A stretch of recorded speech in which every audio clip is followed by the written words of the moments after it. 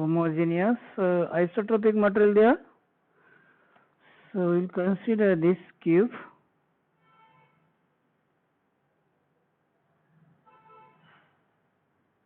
Homogeneous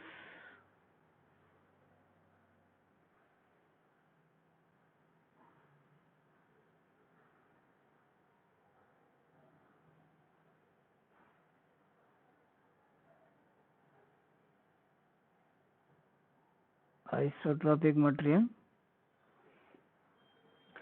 So for that purpose we consider there are the three axes. Suppose this is a y, this is z, this is an x. Okay, so we consider there is a force F1,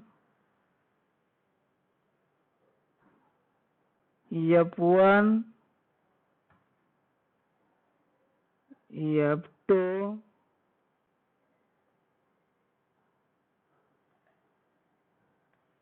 and F3. So this is an F3. So there are the two sides. Suppose you have to show the force. This is F1. So here is an also F2.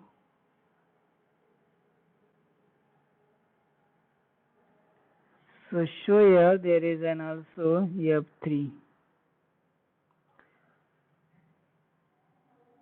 This is an F3. So we'll consider this unit length cube, and which is an isotropic and homogeneous material. So elastic property is the same in all direction because it is an isotropic material. Suppose F1, F2, F3 are the force acting on the cube along the x, y and z axis respectively. So it should be remember here F1, F2, F1, F2 and F3. These are the three forces acting along the x, y, z respectively. Now each force is acting on the cube, so it produces the elongation or extension in its own direction. Means if the F1 is a force acting on the x-axis, along the x-axis, it produces the extension or elongation along the x-axis. Along the x-axis. So it produces the extension along the x-axis. So this is only along this axis, is stretching along the x-axis. F2 is on a stretching along the y-axis, and F3 is a stretching along the z-axis. So when F1 is acting along the x-axis, it will produce the extension or elongation. So first formula, that is Young's modulus. By the definition of the Young's modulus, it is equal to the longitudinal stress to the longitudinal strain. So you should be remember longitudinal stress to the longitudinal strain. Longitudinal stress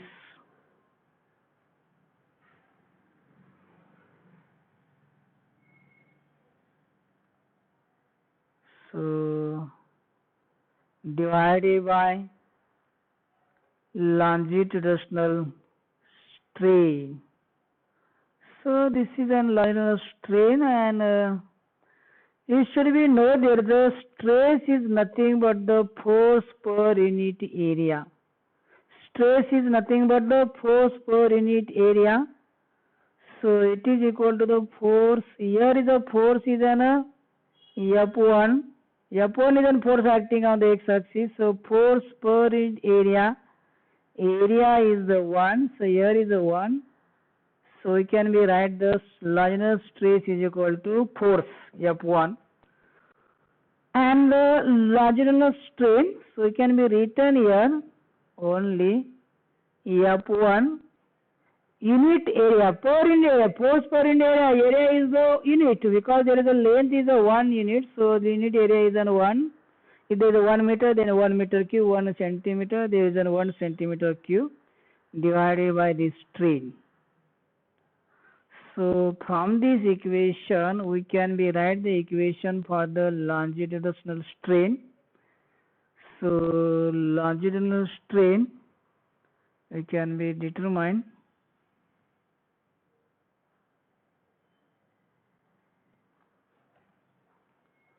so your longitudinal strain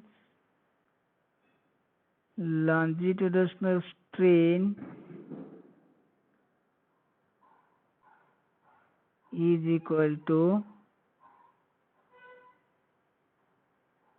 F1 divided by Y, that is the Young's modulus. So we got the longitudinal strain is equal to F1 divided by. Now when the force F1 is acting on the x-axis, it produces the extension along to the x-axis, but it will produce the contraction along to the y and z axis. It produces the contraction along to the when F1 produces the elongation along to this x-axis, then there is a contraction along to the y and z axis. So this is an force F1. So we can be written as sigma is an Poisson ratio. So sigma is equal to lateral compression strain, lateral compression strain,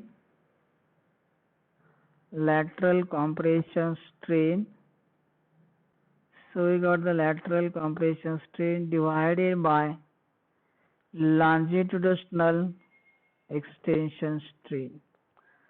So longitudinal extension strain, see here longitudinal strain. So if we put the longitudinal strain value here, so we got the lateral strain divided by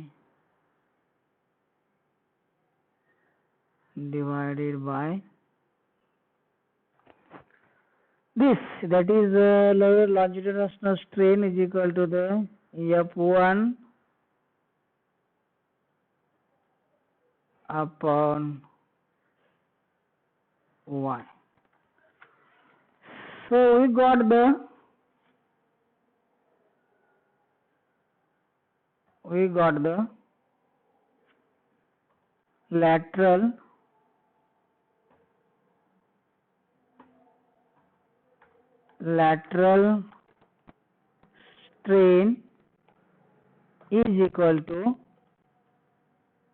lateral strain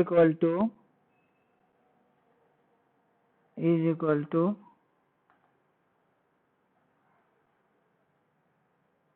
sigma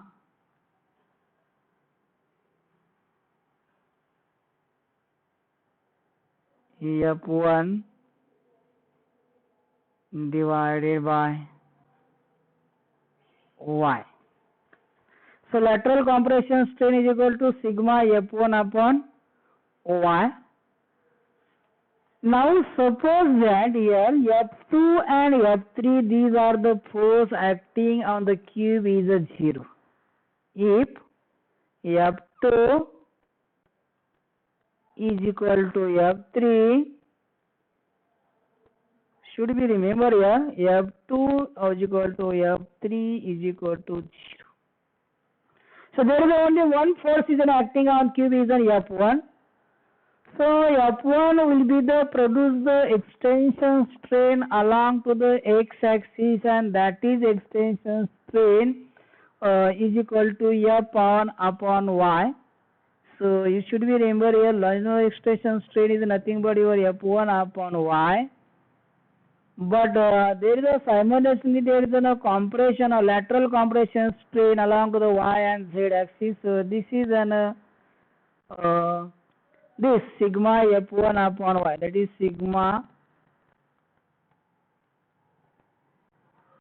f1 upon y, f1 upon y. Now this is our lateral compression strain due to the force F1, but now this is a compression means it is towards the inward direction, so this is in this direction, and extension strain is in outward direction, so there is a negative sign, lateral compression strain. So minus sigma F1 upon y, this is an plus F1 upon y. So we got the two, compression strain and extension strain. Now similarly, if there is an F1 is equal to F2 is equal to 0, if there is a F1 and F2 0, if the F1 is equal to F2 is equal to, so this is equal to 0, so then we got the F3 is an active force now only present on the cube. So this force F3 produce the longitudinal extension strain along to the z axis is the F3 upon y, and its a compression strain along to the x and y axis is a sigma F3 upon y. So should we remember here similarly F1, so there is F3 will be do the work, and the last with the F1 and F3 is 0, then F2 will be produce the force. So we can withdraw.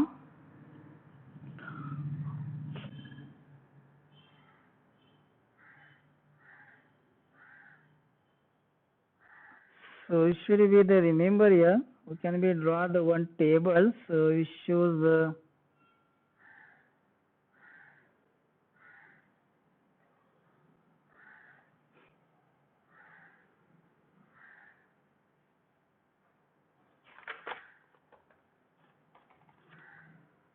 can we draw the table.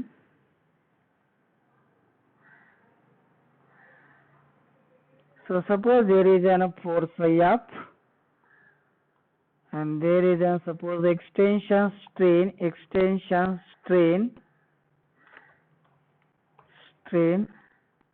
along the x axis, then extension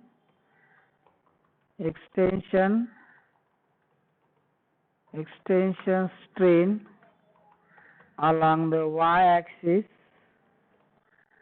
then here is extension strain along the z axis.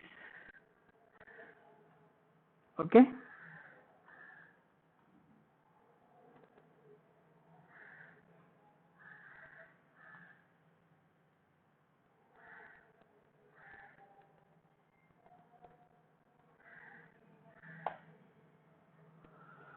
So we got there are the three post force. One is the F1. Now due to the F1 there is an extension.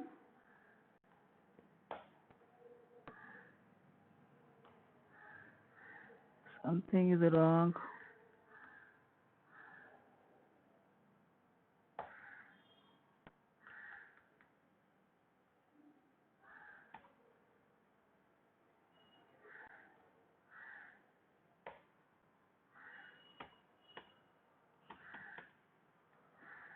So we want to three rows.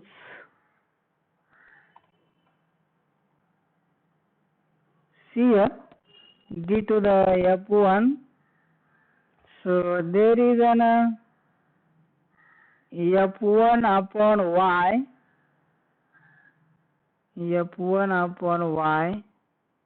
is an strain, but due to the F1 it is an compression strain, it is equal to sigma F1 upon y. Due to this strain there is a sigma F1 upon Y. Now similarly here,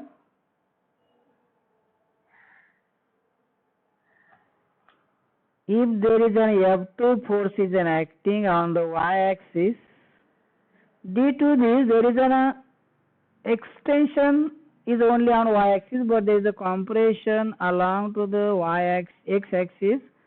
So it got the sigma F2 upon Y, and extension strain along to the y-axis. So it is equal to the F2 upon Y. So here is once again compression strain. So we got the sigma F2 upon Y. And last, due to the F3 force, similarly we got here is a sigma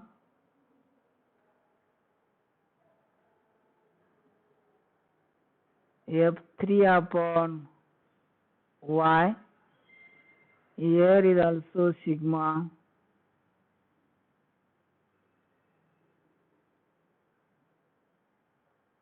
F3 upon Y. Here is only F3 upon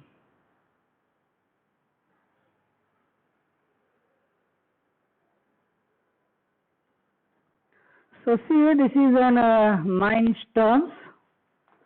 Now suppose there is an F1, F2, F3. These forces are acting simultaneously.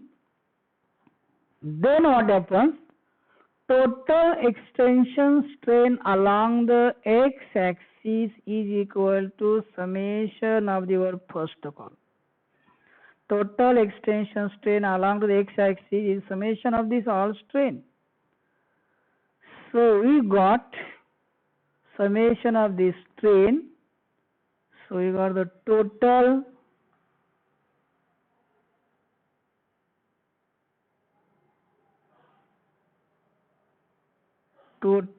strain.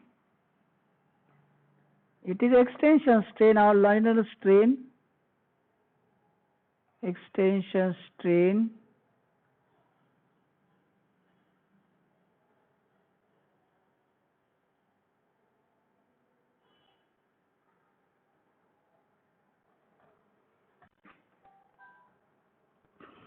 total linear strain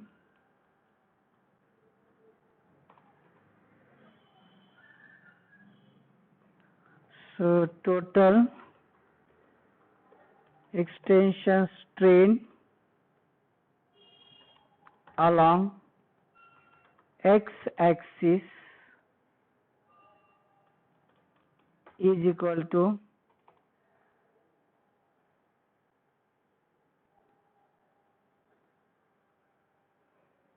so this is equal to the summation of strain due to the three forces. So first is there is an F2. First is an extension strain due to the force F1 upon Y. Second is the minus sigma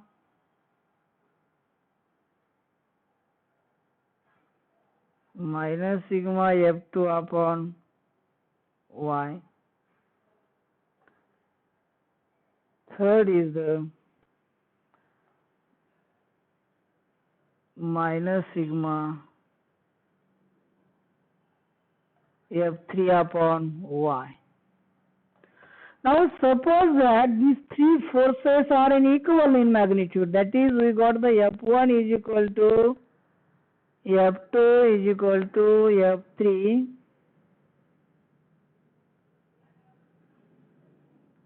or F3. These forces are equal in magnitude. We say it is an F.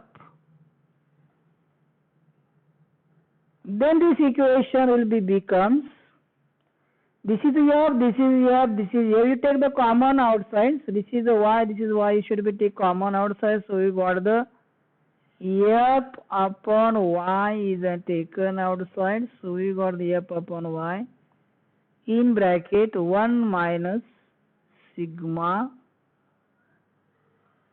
minus sigma. So we got the equation F upon Y in bracket 1 minus twice sigma. So this is the total extension strain along to the x-axis. So this is only along to the y-axis. If you have to consider there is a volume strain due to these three forces, so we got 3 times of this strain. So we got the volume strain. Volume strain is equal to 3 times of this strain.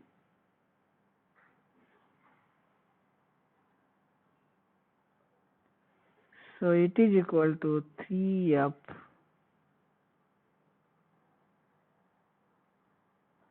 divided by Y in bracket 1 minus twice sigma.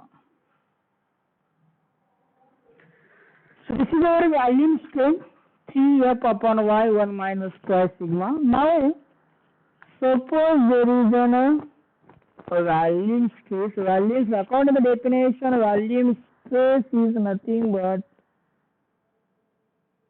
force per unit volume. Force per unit area.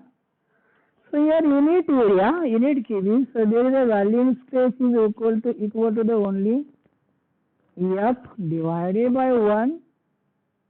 So there is a volume stress is nothing, suppose the force F. Here force is an equaling magnitude, so we can write here F. So according to the definition of the bulk modulus, K is equal to, according to the definition of the bulk modulus, K is equal to volume stress divided by volume strain. So volume stress divided by volume strain. So we got the volume strain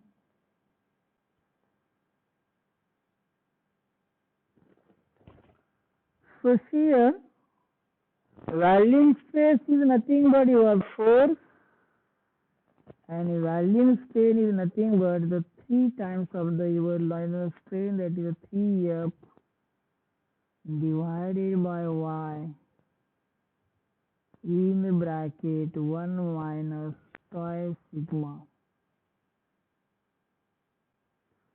Now this F and this F will be cancelled.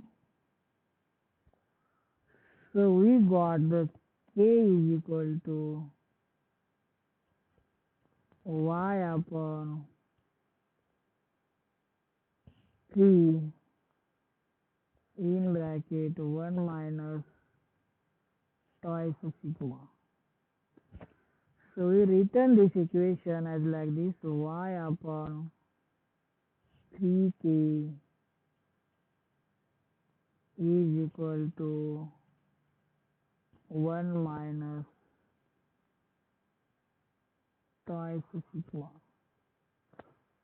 So this is one relation between X modulus, bulk modulus and Poisson ratio, that is we get the Y upon 3K is equal to 1 minus twice sigma.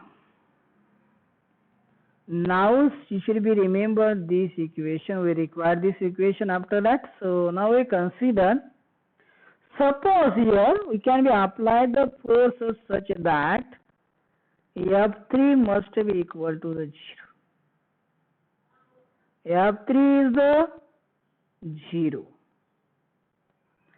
Now F1 and F2 forces are acting such that F1 will be the stretch or extension along the x-axis. It is stretch or extension stretch along the x-axis. So this F1 force will be the stretch along the x-axis,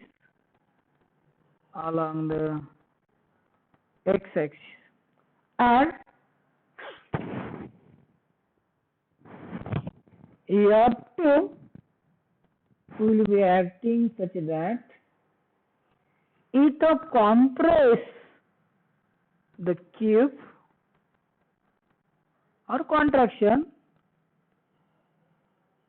compress along the y-axis. See here, F1 stretch along the x-axis, so F1 will be compress along to the y and z-axis. F1 to F2 is then compress the cube along to the y-axis. So there is an extension of the stretching along to the x and z-axis. Then, so there is a resultant extension and compression which can be tabulated here in suppose the table. So should we remember this table?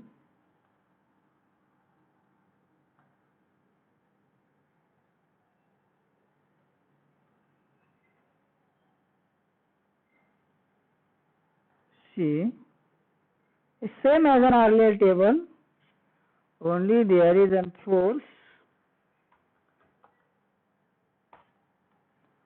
So here is an x-axis, y-axis,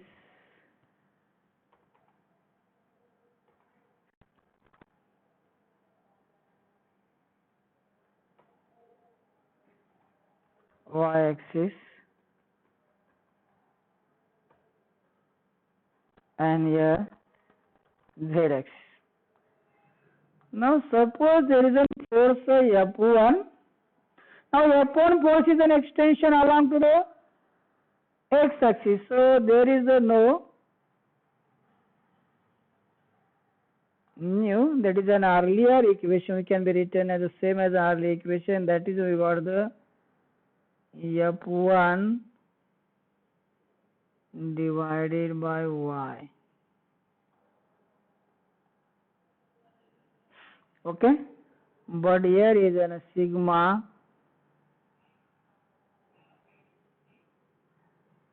F1 divided by, suppose the y. Here is a sigma F1 divided by y. Suppose there is an F2 is a force. Now this force is acting exactly opposite. There is a compression along to the y-axis. So compression along to the y-axis is an F2 upon y.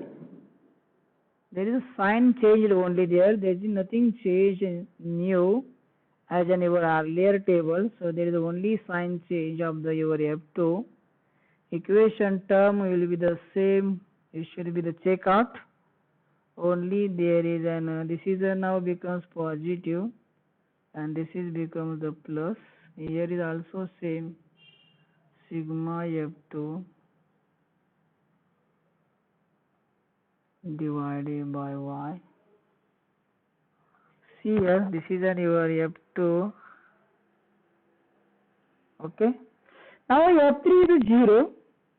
F3 is 0.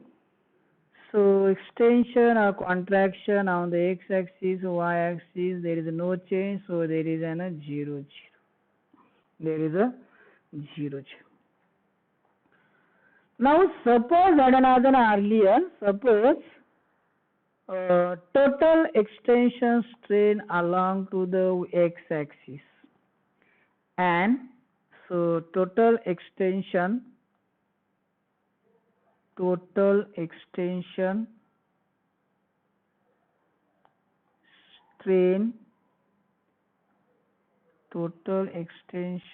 strain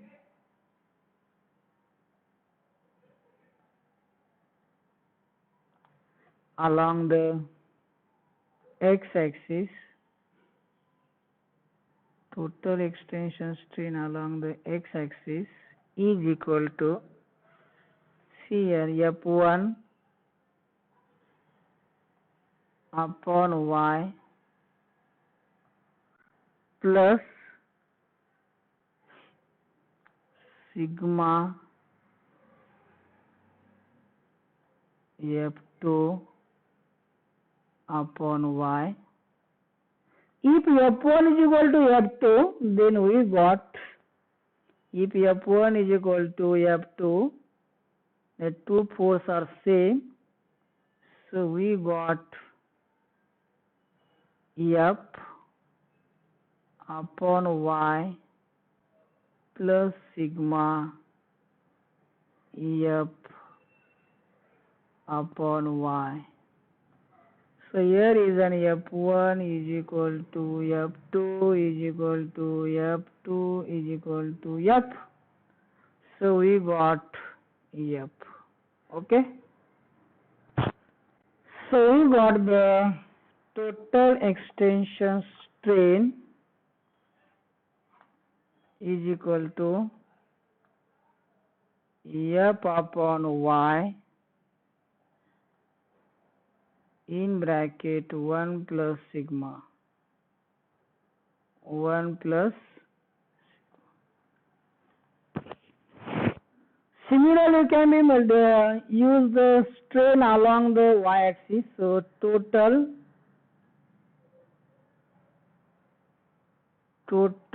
strain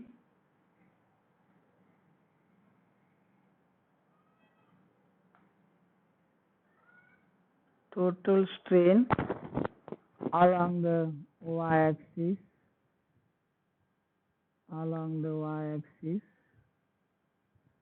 here along the y-axis. So what happens? Total strain along the y-axis. So there is an minus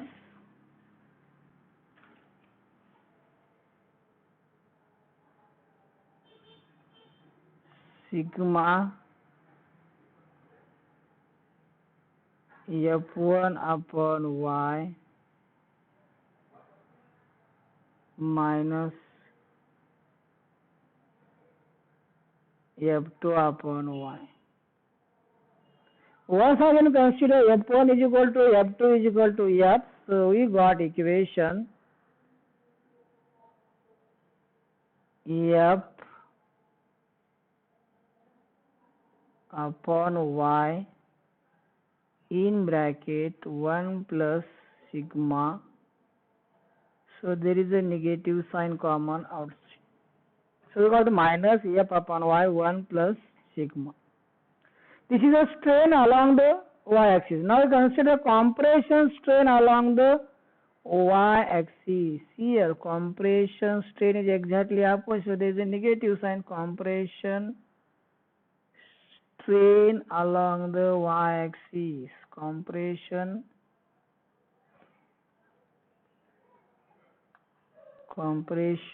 strain along the y-axis is equal to, negatives become now positive. It is exactly opposite, so there is a negative sign will disappear. So we got the F upon y into 1 plus sigma. 1 plus sigma. Now suppose there is a compression strain along the y-axis is F upon y into 1 plus sigma, and there is an extension strain along to the x-axis is the F upon y into 1 plus sigma. Now equation is same. There is only direction is a change. One is along the y-axis compression, one is along the extension along the x-axis. So Q will be the express the sharing. Q will be express the sharing. Now this is a cube. What happening actually? So this cube will be the acting. There are the two strain. Actually this is an actually acting the two strain. One is the suppose. So this is the x-axis, suppose, and this is on your y-axis, and this is on your z-axis. So along to the x-axis, it is an elongation stretching in this direction. Along to this, it is an compression. So this cube will be the express the sharing. So this is an equivalent strain. So it is an equivalent to shear, which is equal to the sum of these two strain. So we can be defined there. Shearing strain is equal to shearing strain will be considered the shearing strain. Shearing strain is equal to theta. Theta is an over the shearing strain, and it is equal to summation of these two strain, that is F upon y into 1 plus sigma, and F upon y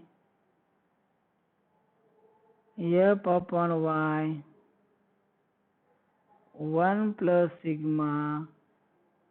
So summation of these two equation, we got F upon y in bracket 1 plus sigma. So we got the 2 times 2F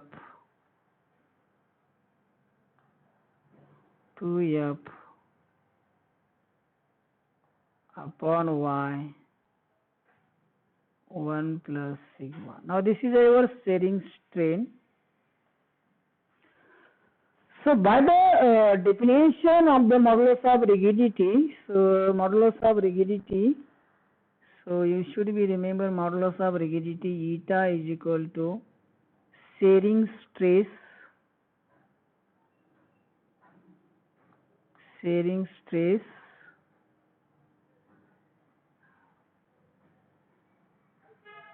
divided by shearing strain. So should we remember shearing strain divided by shearing strain. Now shearing strain is the 2 times of the F upon y into 1 plus sigma. Now shearing stress is nothing but force per unit area. Now this is nothing but force per unit area. In this case, unit area is the unity, so only there is an F. Shearing stress is the F. So we got the eta is equal to F divided by twice F divided by twice F divided by y into 1 plus sigma.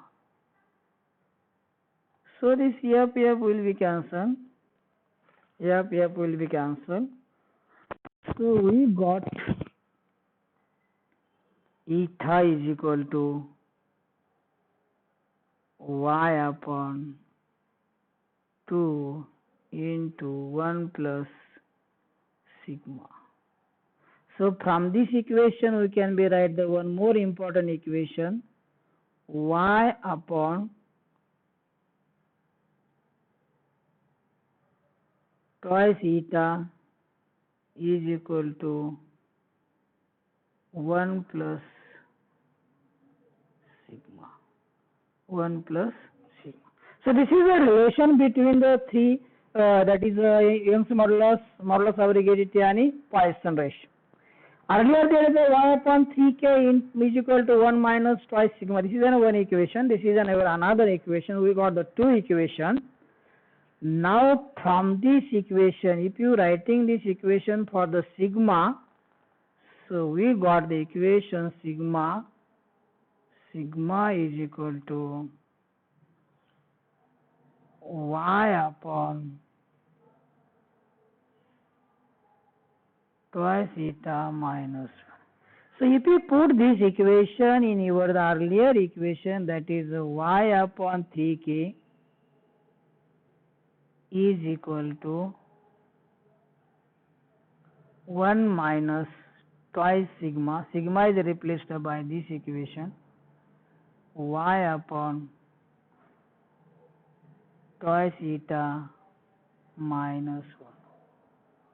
So we got the equation 1 minus y upon twice eta minus minus plus 2.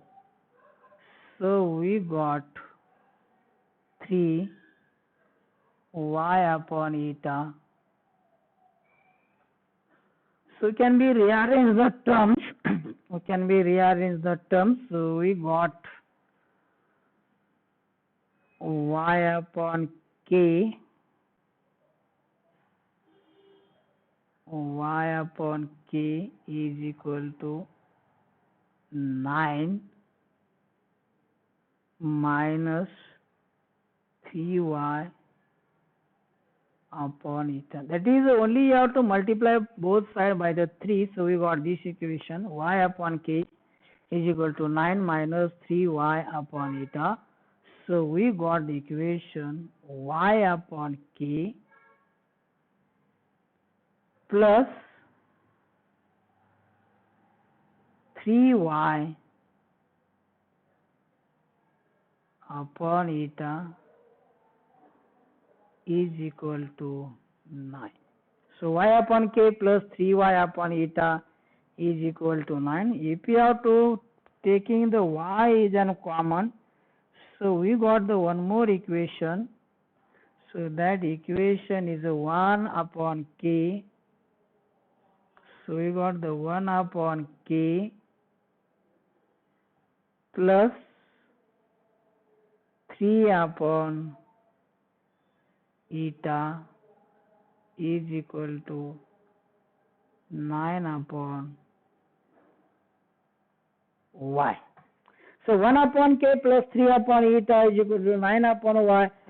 So this is a way to show the relation between the three elastic constant. Y is an x modulus, k is a bulk modulus, and eta is a modulus of rigidity. So this is a relation between three elastic constants which are independent to each other.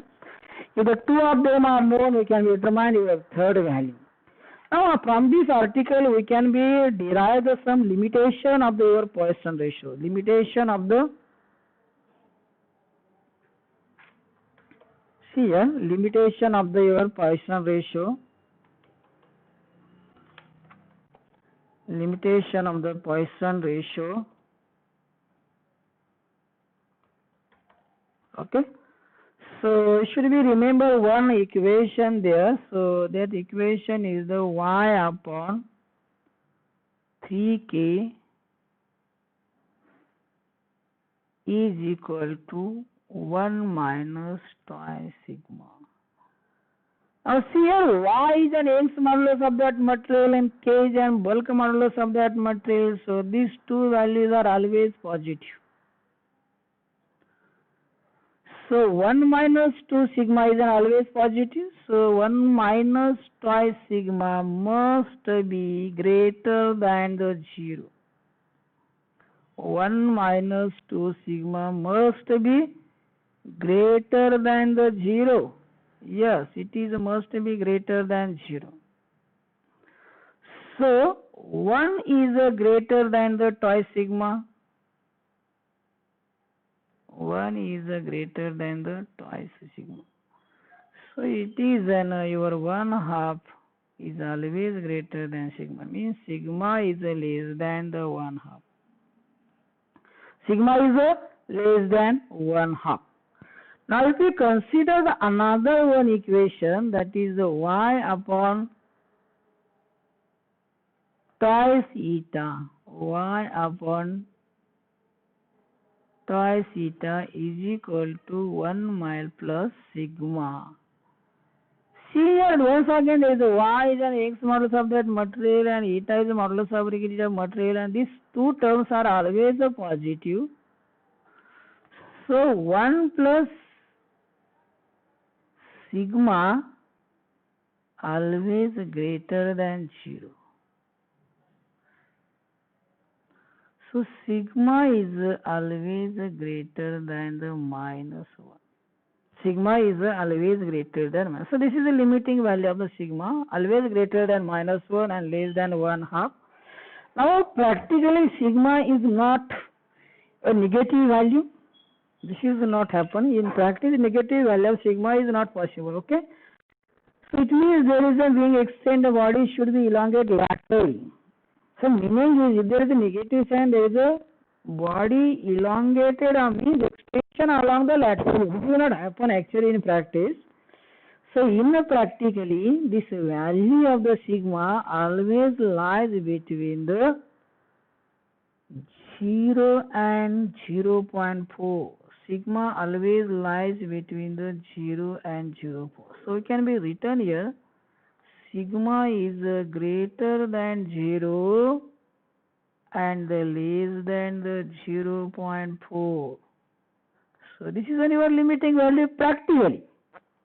By theoretically, sigma is always greater than minus 1 and less than the 1/2. This is by the theoretically. So this is your limiting value. So it should be remembered there is a relation between the three elastic constant. You have to starting there is one cube, consider unit dimension. So there is unit. Then you start from the longitudinal strain stress and you have to end to the modulus of rigidity. And then we got the relation between the three elastic constant. So this is the last article from the last chapter you will be see, and